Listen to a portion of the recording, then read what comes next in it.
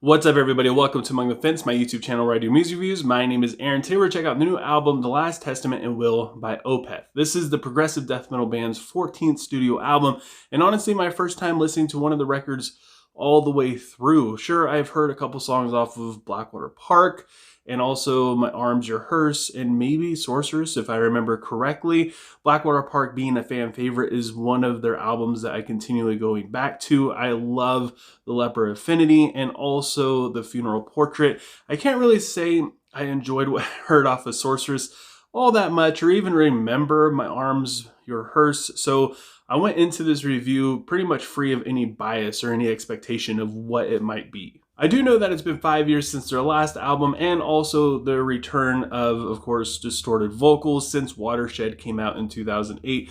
Personally, I love growls with my death metal music, so that's what piqued my interest the most about this LP, and the concept is intriguing as well. After World War I, a patriarch leaves his last will and testament to his infertile wife and family, and each song is a reading from that testament, and it's named paragraph 1, paragraph 2, 3, and 4, and so forth. Normally, I would start off by going over the reviews that came out for this album first, but since this is a linear concept, I'm going to go through it from start to finish the way the story is meant to be told. So starting with the opening track, which is paragraph 1, it starts off with a really smooth drum beat and a thick bass line and a haunting melody.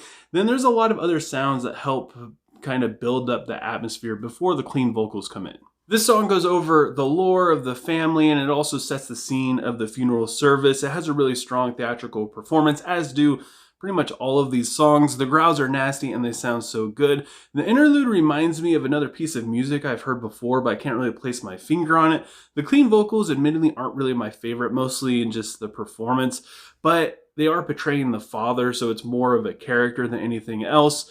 Then it ends on lamenting horns, and you could also hear a crowd of people talking before the service starts. Paragraph 2 speaks of his daughter, who was born out of a scandal and raised in secrecy, kind of hidden from everybody else and viewed as the outcast of the family. And it causes a lot of sorrow, as she's kind of a symbol of redemption. And as the saying goes, the truth will set you free. That's kind of what he's hoping for in revealing all of this to everybody at the funeral. But as their facade starts to fall apart a little bit, it just isn't really working out quite as I feel like he was planning it would. The distorted vocals are really great again, and the distorted and clean vocals show two different sides of the story. The spoken word section in this song is absolutely badass thanks to the really heavy groove. Then it spirals down into a synthy interlude with an acoustic guitar, and then it shoots right back up again. This song feels like it's all over the place, especially with its spoken word sections. You just don't really know what's coming next, so it's kind of cool because it does keep you in suspense and on the edge of your seat. Paragraph 3 continues the story and the theme of the cost of secrecy and betrayal, but hoping that this confession will bring about hope and also hopefully a new beginning. This is one of my least favorite songs. It doesn't have distorted growls, but besides that, the riff and the songwriting, they just don't really do it for me. The drums and bass lines are fantastic, but the muted riff that just constantly keeps going, it just doesn't really feel like it goes anywhere, which is kind of strange to say because this song still feels very progressive in its nature, but it just doesn't really have a whole lot of dynamics. It just kind of rolls on and on and on and on and on and on and on and on. Paragraph 4 touches on the twins in the family, and it reveals that they were actually adopted and they're not actually part of the family at all, and they lose their inheritance and their identity, and that leaves the daughter, who was born out of wedlock from another woman but is still part of the patriarch's bloodline. It reveals that she, who was considered an outcast, is actually the only heir to his fortune and his wealth and his notoriety, and it kind of reverses the roles of power among the siblings. To me, this song has the best drum passages. It has the best bass sections on the album. The eerie guitar melody in the background is fantastic. The duet between the cleans and the distorted vocals are great. The acoustic section is beautiful, and I love the way the drums come back in and they're joined in with what sounds like a flute, which is something that I was not expecting whatsoever. The haunting guitar solo turns into a chunky section that's super proggy. It kind of reminds me of Pink Floyd's Echoes at times. And then we have paragraph 5, which starts off pretty funky. The creativity in this song is top notch. The different atmospheres it creates is amazing. And the Middle Eastern style riff and the smooth drum work really pulls you into the scene. It makes it for a perfect soundtrack to the patriarch crowning his daughter and giving her this new role of power and leadership. And it gets a little jazzy before the unexpected distorted vocals show their veins. They pop up. It's almost like a jump scare.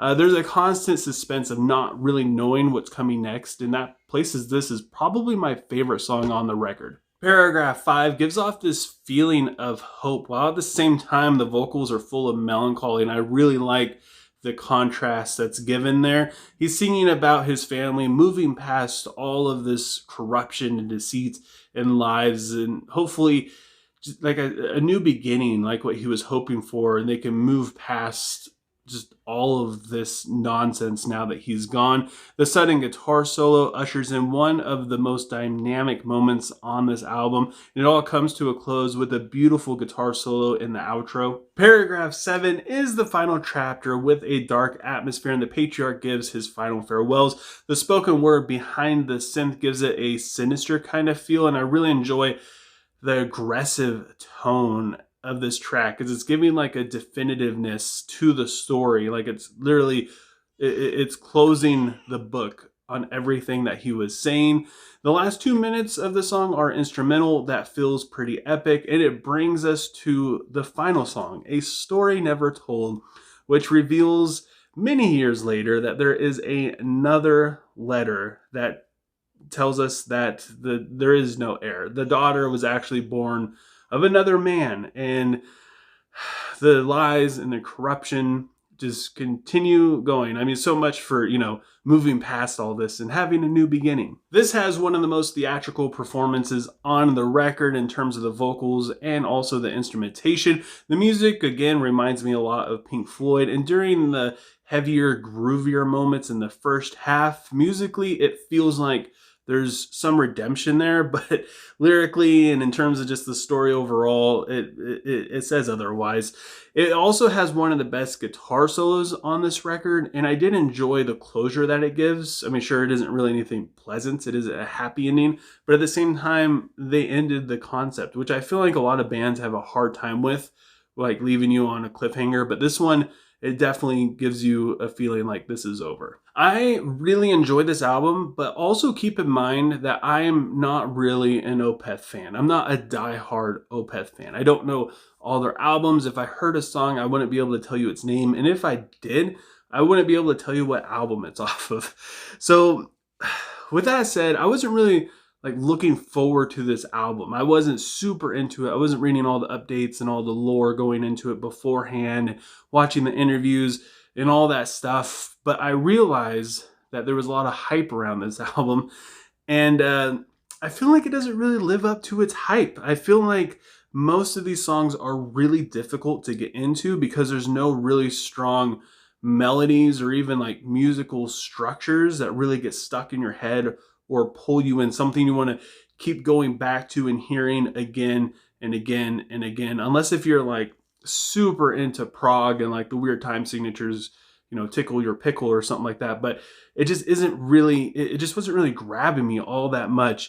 And even like the proggy rumbling riff that feels like a constant thing throughout some of these songs, it just starts to feel the same after a while. Even the drum work, which is fantastic, it starts to feel the same. And I realize that the reason for that is also it's a concept album. It's a story. So these songs aren't really looked at separately in the concept. It flows all the way through. So it could be looked at as one song, a continuous song. So I understand that, they wanted to have a constant flow of the music in that sense, but it just wasn't really there. There wasn't any like really cool riff that made me want to pick up my guitar.